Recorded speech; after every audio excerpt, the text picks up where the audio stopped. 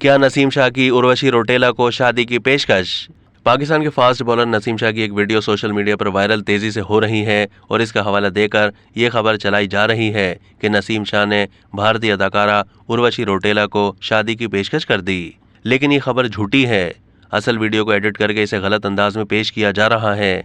हम आपको बताते हैं कि इसकी हकीकत क्या है और नसीम शाह ने असल में शादी के बारे में क्या बयान दिया था।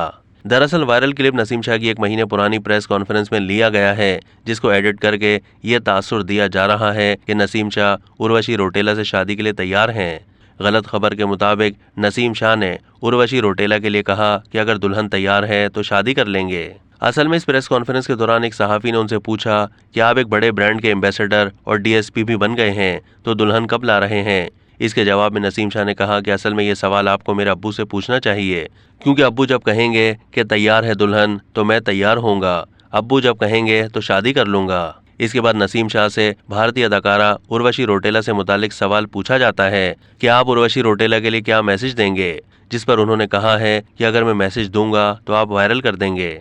वायरल क्लिप में मज़कूरा दोनों जवाबात को एडिट करके इस तरह जोड़ा गया है कि जैसे नसीम शाह उर्वशी को दुल्हन कह रहे हैं और उन्हीं से शादी की बात कर रहे हैं, लेकिन ये हकीकत नहीं है।